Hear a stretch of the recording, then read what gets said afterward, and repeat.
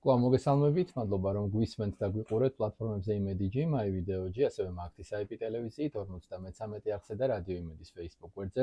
შემოგვიერთდა პარტია ხალხის ძალის წევრი, პოლიტოლოგი თამარ ჩიბურდანიძე. მადლობა ქალბატონო თამარ გადაცემაში სტუმრობისთვის. ჩვენ ერთად მომდევნო 20 წუთის განმავლობაში მიმოვიხილავთ პოლიტიკურ მოვლენებს. და დავიწყოთ ვიზიტით ამერიკის შეერთებულ შტატებში. ჩვენს მსმენელს და მაყურებელს კიდევ ერთხელ შევახსენოთ, რომ საქართველოს პირველმა ვიცე-პრემიერმა ლევან დავითაშვილმა ამერიკის შეერთებულ შტატებში ვიზიტის ფარგლებში პირველი ოფიციალური შეხვედრა უკვე გამართა სახელმწიფო დეპარტამენტში და აღნიშნა, რომ ძირითად საკითხებთან დაკავშირებით სრული თანხმედრა არსებობს. თავისთავად გვაინტერესებს, რა მოლოდინები არსებობს, როგორ შეიძლება წარიმართოს ქართულ-ამერიკული ურთიერთობები და რა ფაქტორებზეა ეს დამოკიდებული. მოგესალმებით, დავით, მოგესალმები მაყურებელს და მსმენელს. ეს ჩვენ ზუსტად ამას ვარაუდობდით და ველოდით, მე მგონი თქვენს ეთერში გავაკეთეთ ზუსტად განცხადება, რომ დაახლოებით მაისიდან დაიწყება ახალი ურთიერთობები ამერიკასთან და თქვენ წარმოიდგინეთ ევროპასთანაც. ველით ამ ურთიერთობების სრულებას, თუმცა ამერიკასთან ურთიერთობების გადაწყვეტა, რა თქმა უნდა, ბუნებრივია დაიწყება ბევრად უფრო ადრე, რადგან ახალი პოლიტიკა მსოფლიოს შესთავაზა სწორედ ტრამპის ადმინისტრაციამ და ეს არის ის პოლიტიკა, რომელსაც ტრამპამდე ვახორციელებდით ჩვენ საქართველოში, საქართველოს ხელისუფლება.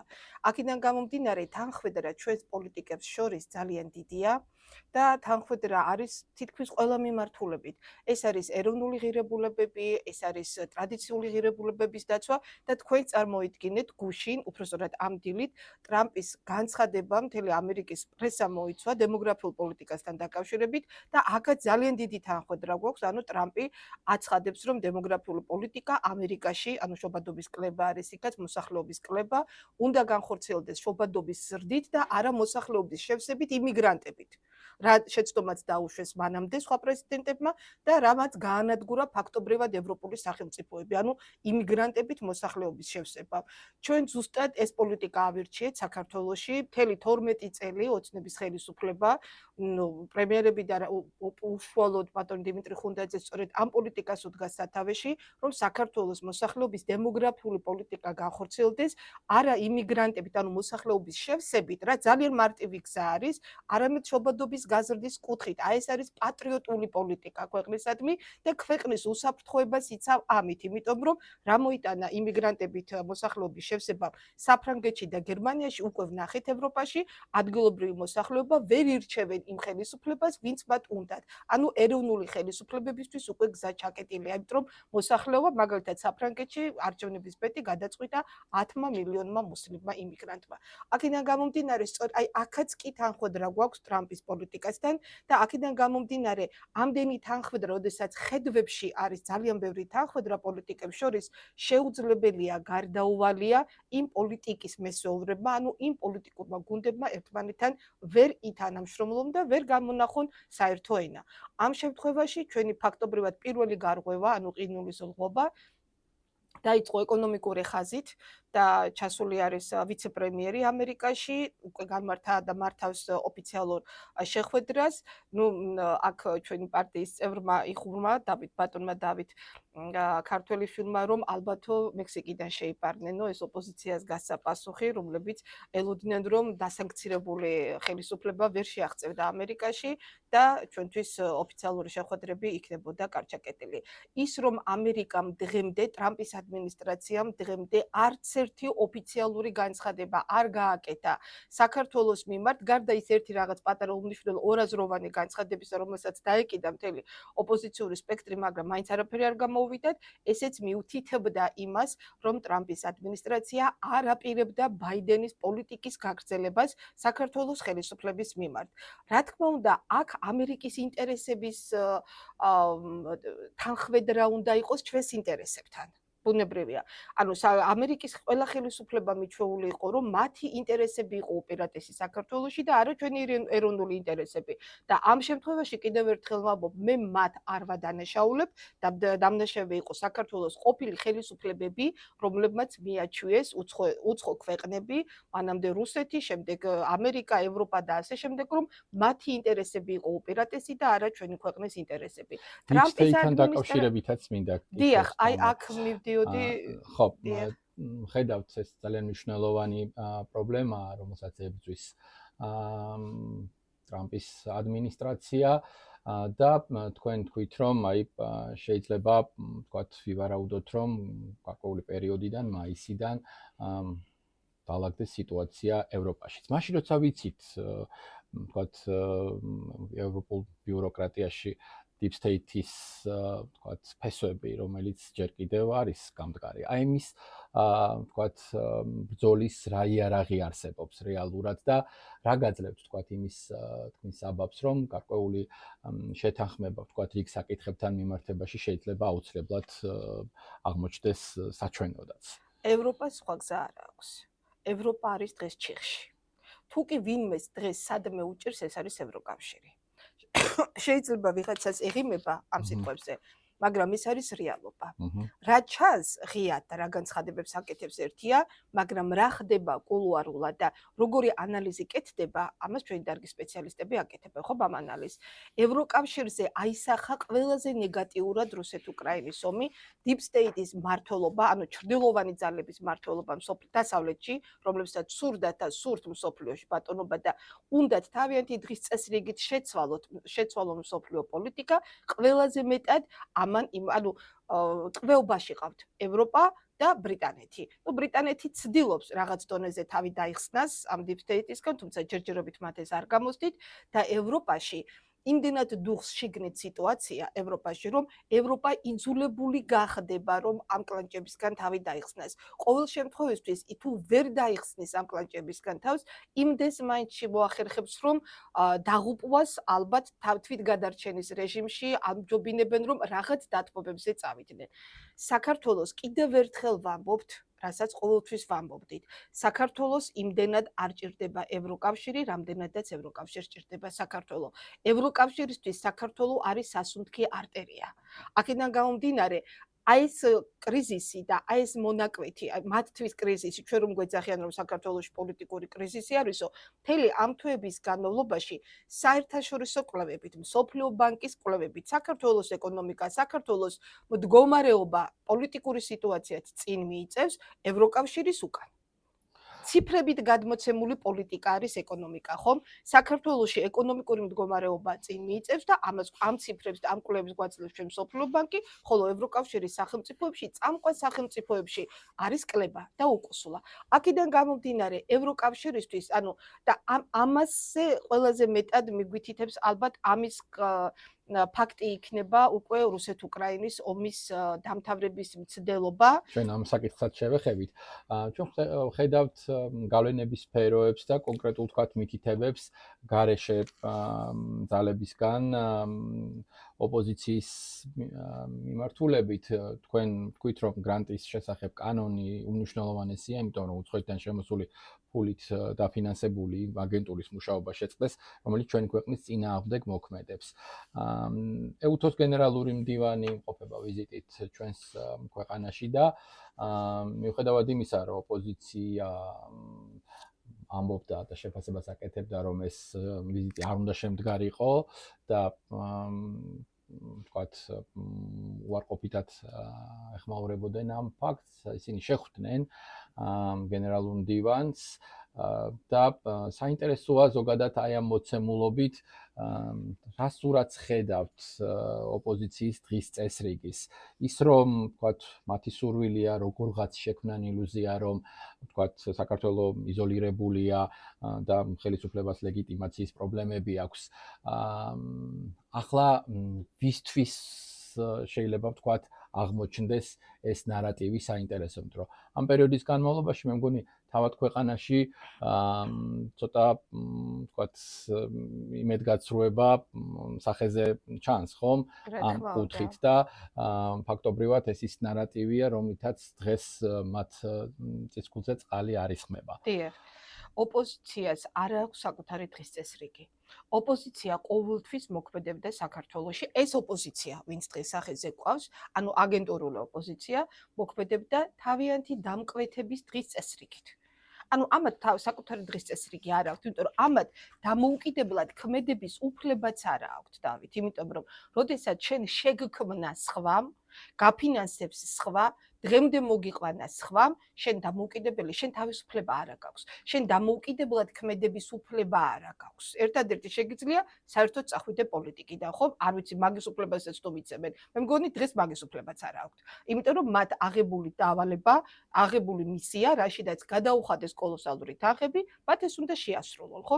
აქედან გამომდინარე, ესენი დამოუკიდებული არიან იმ დღის წესრიგზე, რასაც შეიმუშავებს ჯერ კიდევ deep state-ი, ანუ ჩრდილოვანი მმართველები, დასავლეთის ჩრდილოვანი მმართველები, რომლებიც დღეს არიან ჩამჯდარი ევროკავშირში, ანუ მათი ბასტიონი დღესდღეობით არის ევროკავშირი, რომ აი ეს უნდა საყრდენი არის რა.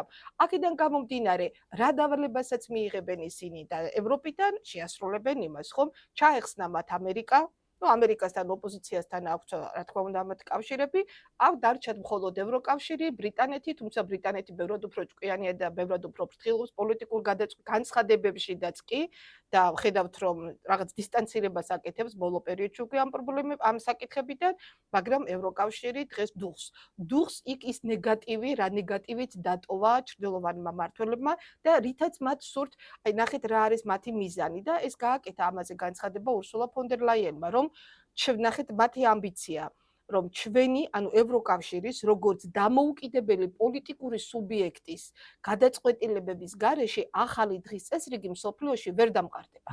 მან ეს განცხადება გააკეთა. ანუ ჩვენ უნდა ვიყოთ მთავარიო აქ. ნახეთ, ევროკავშირს სხვათა შორის თავის დროზე ეძახდნენ ზესახელმწიფოს, როგორც ცალკე პოლიტიკურ ან პოტენციურ ზესახელმწიფოს. ნახეთ, სიტყვა პოტენციური არასოდეს არ მოწონდა ამერიკას, ევროკავშირისთვის. და ევროკავშირს ასე მოიხსენიებდნენ. რატომ? იმიტომ რომ ევროკავშირი შეიქმნა ძირითადად ამერიკის ფულით და არ შექმნილა იმისთვის, რომ ევროკავშირი ყოფილიყო დამოუკიდებელი პოლიტიკური სუბიექტი.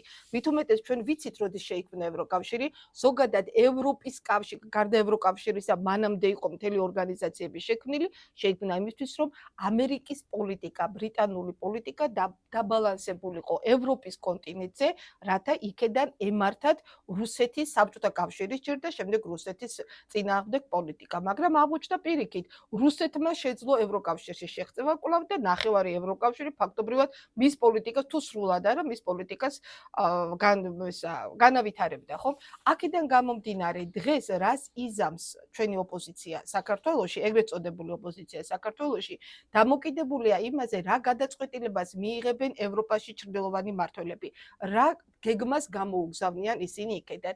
აი, ამიტომ ჩვენ არასოდეს არ ვსაუბრობთ, რას იზამს ოპოზიცია. მე მაგალითად არ მაინტერესებს, ამათ ესენი ხო თვითონ არაფერს არ იღებენ გადაწყვეტილებას. ჩვენთვის მთავარია, რა გადაწყვეტილებას მიიღებენ აი ჩრდილოვანი მმართველები, რომლებიც არიან ევროპაში და რა კურს გაყვებიან ისინი. ვნახოთ, გუშინდელი ჩაშლილი შეხვედრა ლონდონში უკრაინის ომთან დაკავშირებით მიუთითებს იმაზე, რომ ჯერ კიდევ არ არის გადაწყვეტილი, ვის რამდენი ხვდება და რა ნაწილი ხვდება უკრაინიდან. ეხლა უკრაინა ხომ ეს დიდი ტორტია, რომლის დაჭრებსაც ინაწილებს მსოფლიო, არა?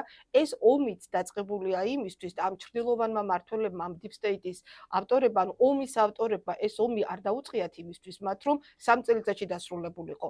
ეს ომი მათ დაიწყეს მრავალწლიან დაგეგმარებაზე, რომ ამ მრავალი წლის განმავლობაში ერთი მხრივ დაესუსტებინათ რუსეთი, დაესუსტებინათ სხვა რეგიონები და ახალი მსოფლიო წესრიგი შემოეტანათ მსოფლიოში და ემართათ თვითონ სამყარო. ამიტომ მათი მიზნები იყო ძალიან ამბიციური, შორს მიმავალი, მრავალ წელზე გათვლილი და როდესაც ტრამპი მოვიდა და ამბობს, რომ მე ახლავე დავასრულებ ამ ომს, ეს ცოტა რთულია. თავიდანვე ვამბობდით, რომ ტრამპს გაუჭირდებოდა, თუმცა სურვილი დიდი ჰქონდა, რომ ომს დაასრულებდა. ვნახოთ, მოხდება თუ არა უახლოეს პერიოდში შეთანხმება. მე მაინც მგონია, რომ ეს ცოტათი გაჭიანურდება, რადგან ჩვენ ვიცით რუსეთის ინტერესები. რა უნდა რუსეთს? ეს თავიდანვე ცხადი იყო, ის არასოდეს არ მალავდა. რუსეთი ამბობდა, რომ მე არ მინდა ნატო ჩემს საზღვრებთან, მე მინდა რომ ჩემი საზღვრები იყოს დაცული და აქედან გამომდინარე, მან დაიწყო ის, რაც დაიწყო, ხომ?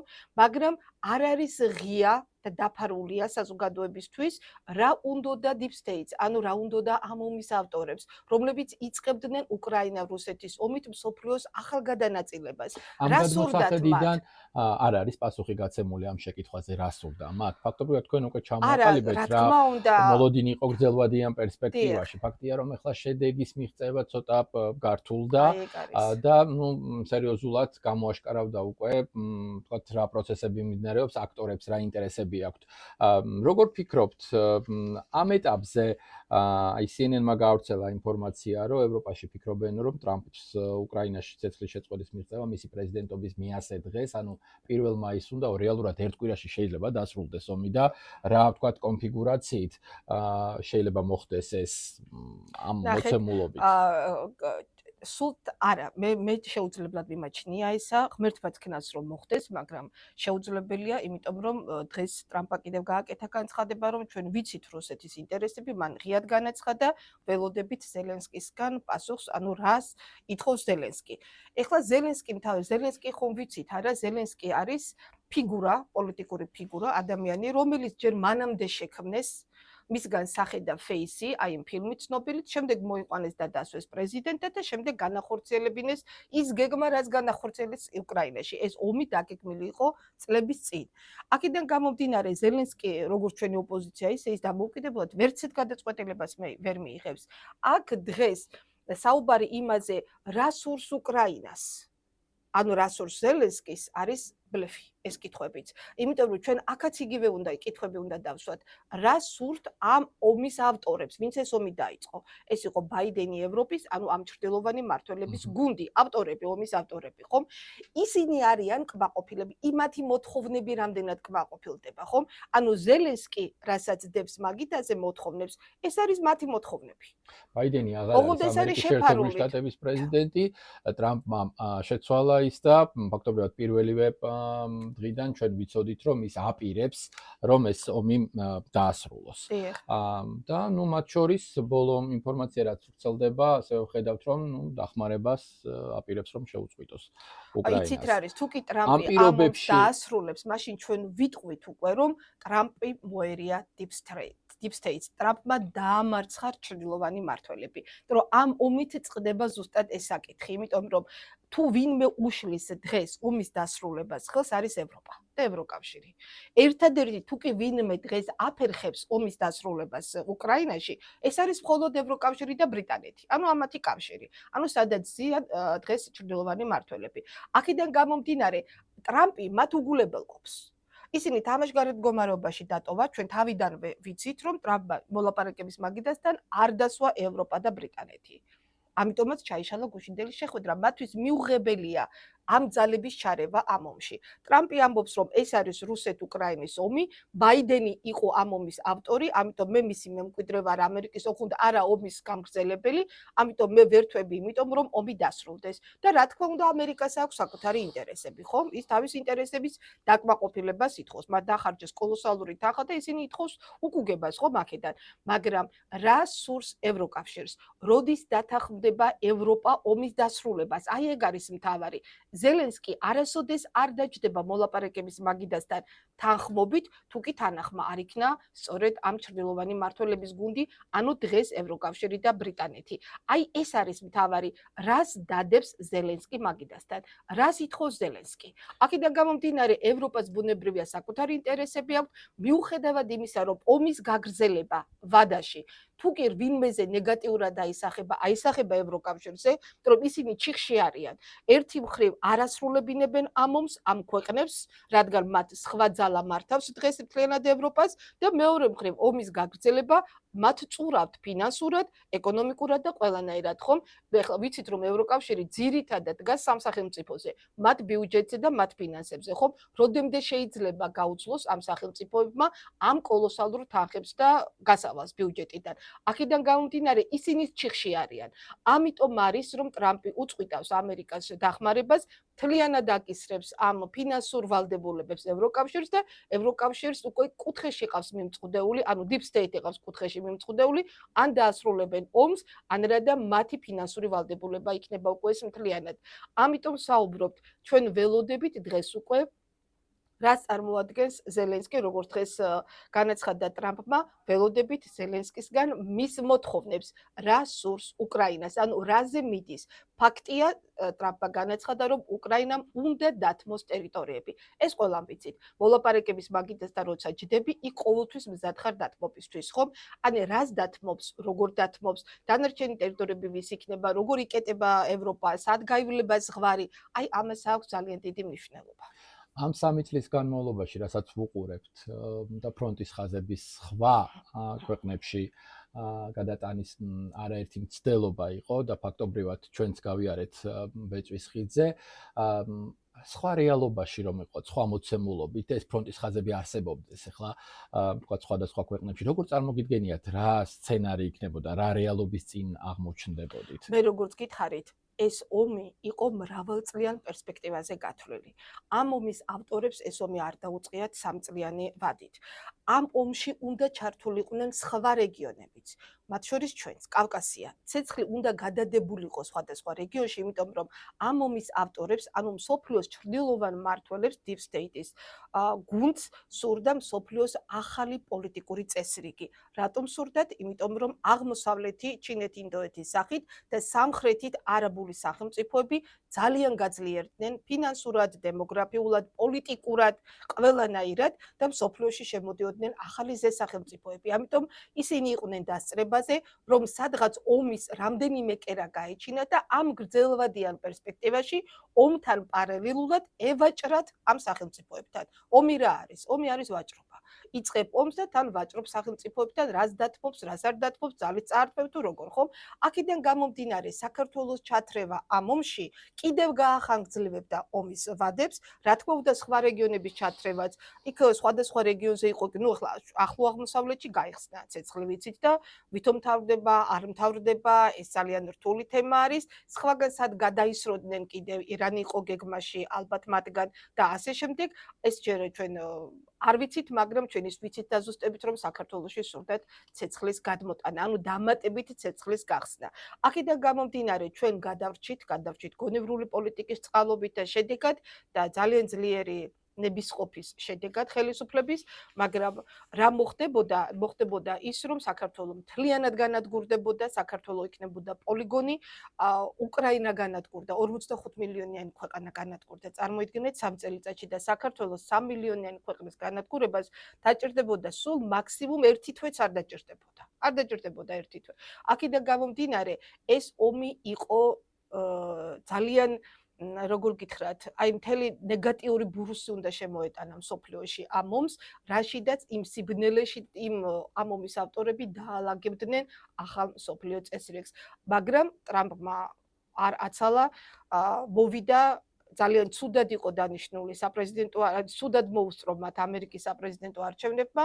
ტრამპის გუნდი, რა თქმა უნდა, ესენიც ცდილობენ სხვა პოლიტიკურ წესრიგს მსოფლიოში, მაგრამ უფრო გონივრულად მიყვებიან ისინი, რადგან ხვდებიან და ანგარიშს უწევენ ძალას, აღმოსავლეთის ძალას.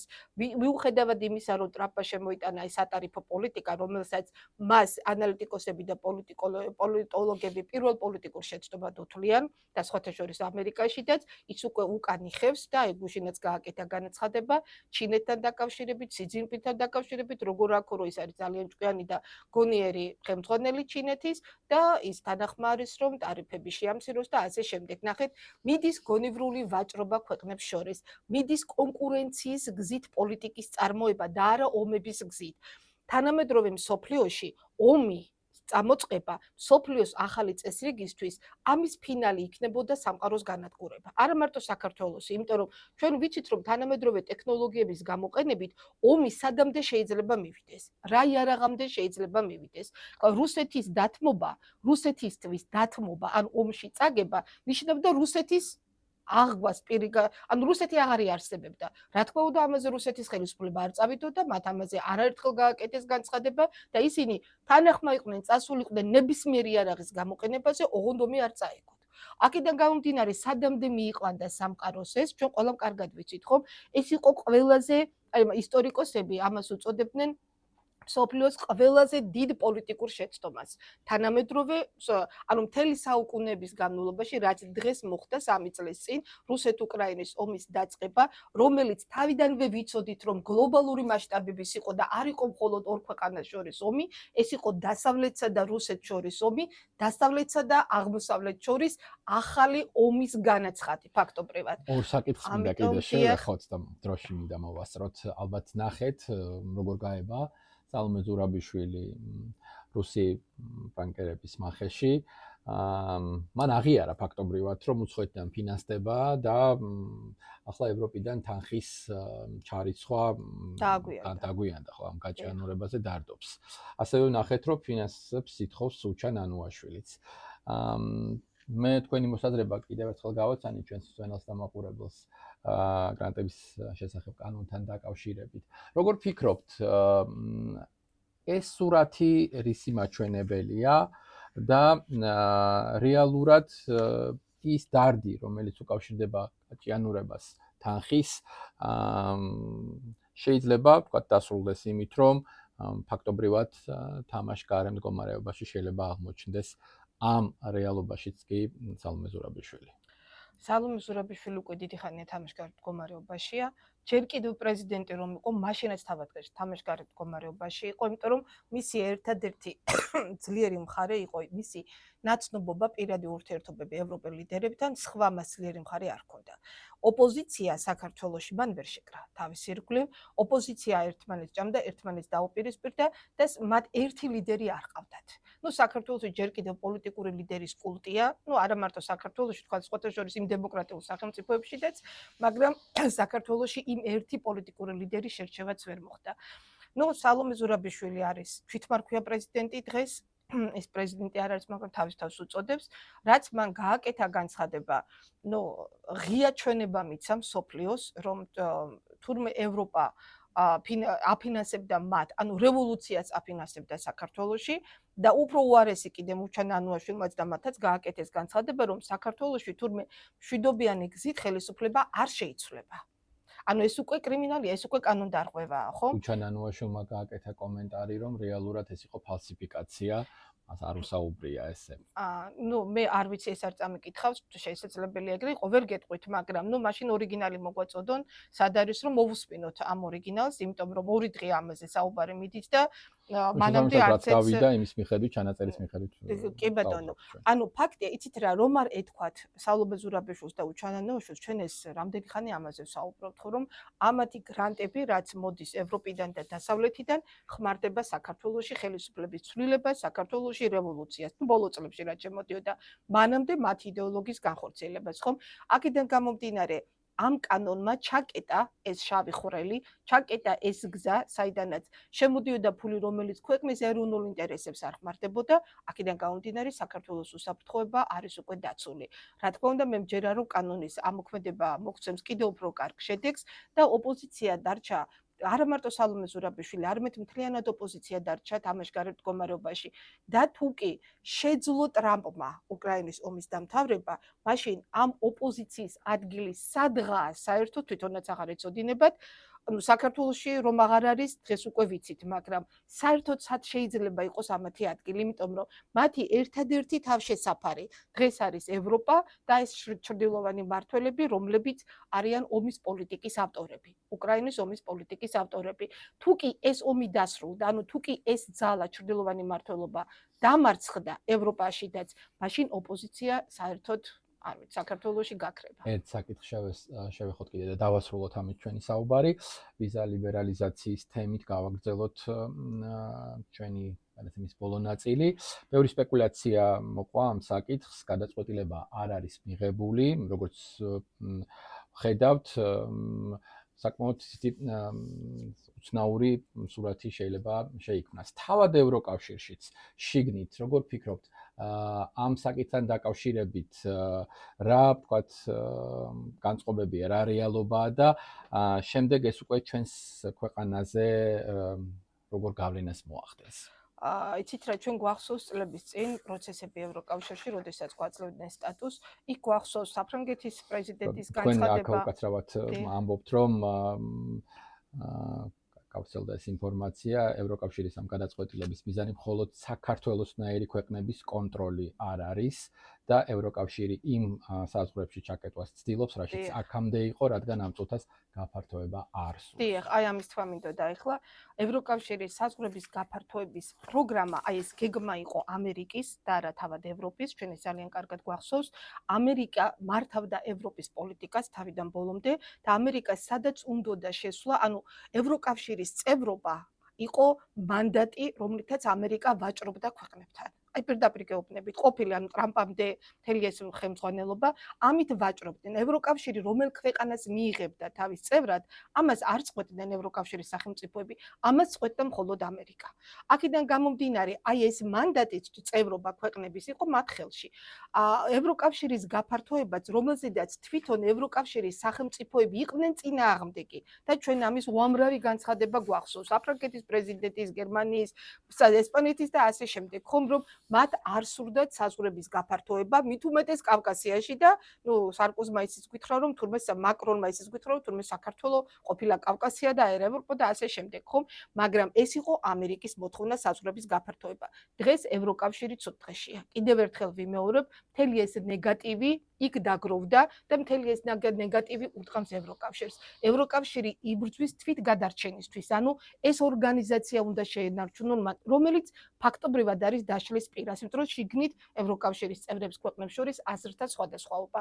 აქედან გამომდინარე, მათ რომ კავშირი შეინარჩუნონ, ისინი გაფართოებაზე ამ ეტაპზე მათ გაფართოება აღარ აწყობთ. თუმცა საქართველოს როგორც მოკავშირე სახელმწიფო, მათთვის კიდევ ერთხელ ვამბობ, არის სასუნთქი არტერია, მაგრამ არა როგორც ევროკავშირის წევრი სახელმწიფო, არამედ როგორც მოკავშირე სახელმწიფო, რომელთანაც ჭირდებათ ეკონომიკური კავშირები და პოლიტიკური ურთიერთობა.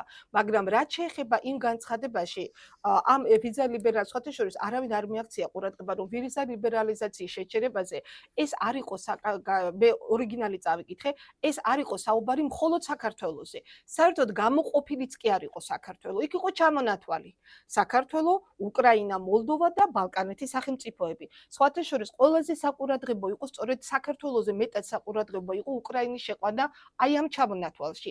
აი ამ განაცხადით მათ მესიჯი უპირველეს ყოვლისა გაუშვეს უკრაინაში და არა საქართველოში. უკრაინას, რომელსაც ფაქტობრივად ევროკავშირი დღეს აშანტაჟებს, პირდაპირ გეუბნებით, ევროკავშირის ხელმძღვანელობა აშანტაჟებს.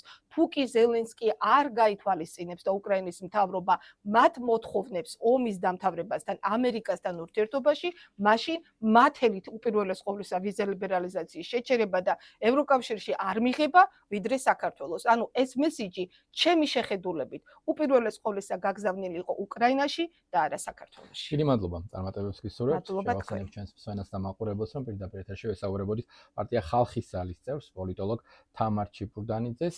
დიდი მადლობა თქვენ დათმობილი დროისთვის, ყურადღებისთვის. მშვიდობიან დღეს გისურვებთ და ჩვენით მაინც უკვე ორ შაბათს შევხვდებით. ნახვამდის.